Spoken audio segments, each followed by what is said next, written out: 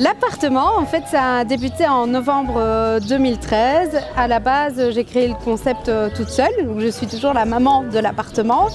En fait, j'étais créatrice et je voulais m'exposer. J'arrivais pas à trouver de lieu qui voulait bien m'accepter parce que je n'avais pas assez d'expérience dans le milieu. Et donc du coup, je me suis dit, c'est pas grave, je vais aller chez quelqu'un et je vais ouvrir la totalité du lieu pour qu'il y ait plein d'artistes d'horizons différents qui viennent s'y exposer et que je puisse bénéficier de leur réseau. Et donc c'est vraiment parti comme ça et puis petit à petit l'appartement a pris beaucoup d'ampleur et maintenant on est quasi sur des mini-festivals dans le sens où bien sûr on a la partie exposition artiste qui est très forte, donc ici on a 27 artistes différents.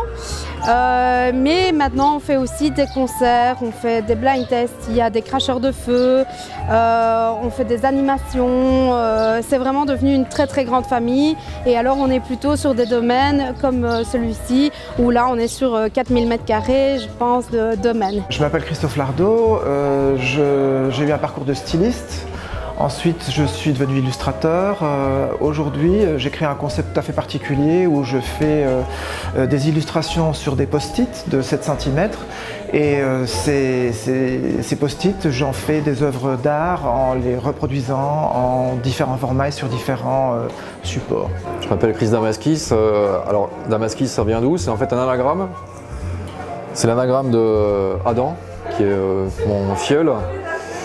Et de Chris, sauf que quand il était petit, il n'était pas capable de prononcer les R, donc il m'appelait Kiss. Aujourd'hui, là, ici, j'ai ramené d'autres dessins. Tout ça, c'est un peu de la production de loisirs, je dirais. Donc moi, je me consacre à l'illustration. Mon papa m'a proposé de rejoindre l'appartement. Je me suis dit, c'est l'occasion d'exposer tout ça. Il y a des aquarelles de voyage, du croquis urbain, de la caricature, quelques toiles à l'acrylique. Je voulais justement offrir de la variété. Donc comme j'aime bien m'essayer à des tas de techniques et de sujets différents, je me suis dit que ce serait l'occasion justement de montrer un peu ce que je fais. Moi en fait je suis artisan, je crée surtout des matières, des textures et donc j'essaye de créer un motif dans la matière, dans la masse et donc je travaille la résine acrylique et le plâtre et en fait j'essaye de faire des effets terrazzo. Donc le terrazzo c'est comme des pigments, des morceaux de pierre intégrés dans la masse. Et alors le plus possible, j'essaye de récupérer des matières, des objets, les casser et les intégrer dans la matière. Nous en fait sur le site internet, il y a un appel à candidature qui se fait. En moyenne, on reçoit entre 80 et 90 candidatures et on en sélectionne souvent 30. Donc ça veut dire qu'on en sélectionne 1 sur 3, donc la sélection est assez rigoureuse. Moi c'est Will Gama. Ma passion et mon objectif, c'est de découvrir la peinture congolaise. D'habitude, on travaille plus sur Bruxelles, lors d'événements, d'expositions, de production de catalogues et des choses comme ça. Mais surtout, l'objectif, c'est la promotion via les réseaux sociaux, parce que les réseaux sociaux nous permettent d'être en contact directement avec les artistes à Kinshasa.